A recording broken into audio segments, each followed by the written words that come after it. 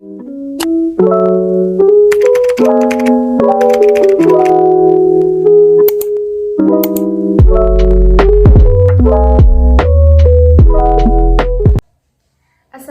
warahmatullahi wabarakatuh teman-teman. Kembali lagi bersama saya Rofiatul Adabiyah. Pada kesempatan kali ini saya akan membahas KD 3.3 tentang semangat beribadah dengan meyakini hari akhir. Apakah teman-teman tahu apa itu hari akhir? Hari akhir merupakan hari penghabisan. Dalam Quran surah Al-Baqarah ayat 177 Allah Subhanahu wa taala berfirman yang artinya kebajikan itu bukanlah menghadapkan wajahmu ke arah timur dan ke barat. Tetapi kebajikan itu ialah kebajikan orang yang beriman kepada Allah Subhanahu wa taala, hari akhir, malaikat-malaikat, kitab-kitab dan nabi-nabi, dan memberikan harta yang dicintainya kepada kerabat, anak yatim, orang-orang miskin, orang-orang yang dalam perjalanan atau musafir, peminta-minta, dan untuk memerdekakan hamba sahaya yang melaksanakan sholat dan menunaikan zakat, orang-orang yang menepati janji apabila berjanji, dan orang-orang yang sabar dalam kemelaratan, penderitaan, dan pada masa peperangan. Mereka itulah orang-orang yang benar, dan mereka itulah orang-orang yang bertakwa. Dalam hal lain, hari akhir disebut dengan hari pembalasan. Dalam Quran surah Al-Fatihah ayat 4, Allah Subhanahu wa taala berfirman yang artinya pemilik hari pembalasan. Nah, sedangkan pengertian hari akhir menurut istilah adalah hari mulai hancurnya alam semesta serta isinya dan berakhirnya semua makhluk Allah Subhanahu wa taala. Hari akhir juga disebut hari kiamat, yaitu hari penegakan hukum Allah Subhanahu wa taala yang seadil-adilnya. Dalam Quran surah Al-Mumtahanah ayat 3, Allah Subhanahu wa taala berfirman yang artinya kaum kerabatmu dan anak-anakmu tidak akan bermanfaat bagimu pada hari kiamat. Dia akan memisahkan antara kamu, dan Allah Maha melihat apa yang kamu kerjakan. Hari akhir atau hari kiamat dibagi menjadi dua bagian. Yang pertama, kiamat sugro atau kiamat kecil.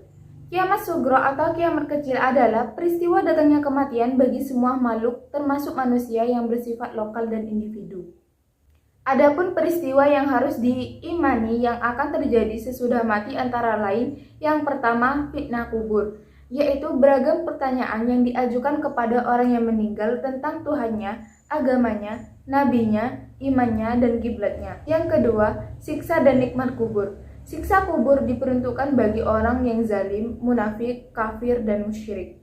Sementara nikmat kubur diperuntukkan bagi orang yang baik amal ibadahnya di dunia. Yang kedua, kiamat kubro atau kiamat besar. Kiamat kubro merupakan peristiwa berakhirnya seluruh kehidupan makhluk dan hancur leburnya alam semesta secara total dan serentak. Tatkala malaikat Israfil meniup sangkakala, kemudian bumi diangkat, gunung-gunung dibenturkan, dan terjadilah kerusakan hebat. Langit pecah bergelegar, benda-benda bumi pun bertebaran. Sementara manusia akan kacau balau kebingungan, hanya Allah Subhanahu wa taala saja yang Maha Kekal. Adapun dalil-dalil dalam Al-Quran yang berkaitan dengan hari akhir. Yang pertama, Quran surah Al-Baqarah ayat 4. A'udzubillahi minasyaitonirrajim. Bismillahirrahmanirrahim. Alladzina yu'minuna bima unzila ilaika wa ma unzila min qablika wa bil akhirati hum yuqinun. Yang artinya, dan mereka yang beriman kepada Al-Quran yang diturunkan kepada Nabi Muhammad SAW dan kitab-kitab yang telah diturunkan sebelum engkau, dan mereka yakin akan adanya akhirat. Yang kedua, Quran surat Az-Zumar ayat 68. A'udzubillahi minasyaitonirrajim. Bismillahirrahmanirrahim.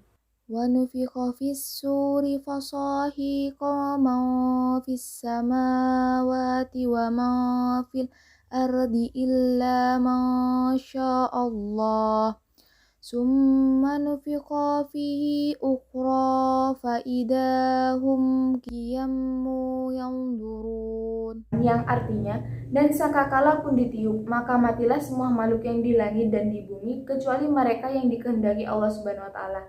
Kemudian ditiup sekali lagi sangkakala itu, maka seketika itu mereka bangun dari kuburnya menunggu keputusan Allah Subhanahu wa taala.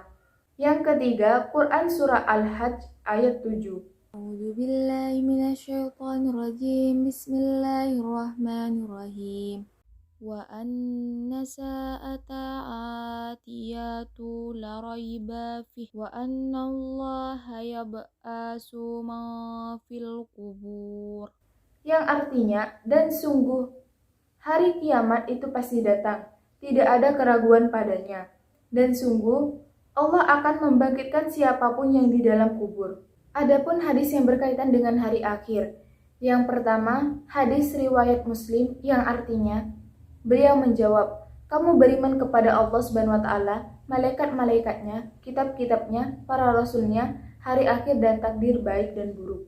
Yang kedua, hadis riwayat Muslim yang artinya, kalian bertanya kepadaku tentang hari kiamat, sedangkan ilmunya hanyalah ada di sisi Allah Subhanahu wa taala, dan aku bersumpah dengan nama Allah, tidak ada satu makhluk hidup pun yang lahir di atas bumi ini yang berumur 100 tahun. Hikmah dan manfaat beriman kepada hari akhir. Yang pertama, muncul rasa kebencian yang dalam kepada kemaksiatan. Yang kedua, menyejukkan dan mengembirakan hati orang-orang mukmin dengan segala kenikmatan akhirat. Yang ketiga, senantiasa tertanam kecintaan dan ketaatan kepada Allah Subhanahu wa taala. Yang keempat, senantiasa termotivasi untuk beramal baik dengan ikhlas. Yang kelima, senantiasa menghindari niat-niat yang buruk apalagi melaksanakannya. Menyimpulkan keterkaitan antara beriman kepada hari akhir dengan perilaku jujur, tanggung jawab, dan berbuat adil. Dengan memiliki keimanan yang teguh akan adanya hari akhir dan pembalasan di akhirat, akan menumbuhkan kesadaran bahwa semua perbuatan yang dikerjakan selama di dunia akan dipertanggungjawabkan di hadapan Allah Subhanahu wa taala. Dengan beriman kepada hari akhir akan mendorong seseorang untuk melakukan kebiasaan diri dengan akhlakul karimah, seperti mawas diri, rendah hati, peduli kepada sesama, dan selalu berusaha mendekatkan diri kepada Allah Subhanahu wa taala. Sekian penjelasan yang dapat saya sampaikan. Apabila ada kesalahan atau perkataan saya yang kurang tepat, mohon dimaafkan. Assalamualaikum warahmatullahi wabarakatuh.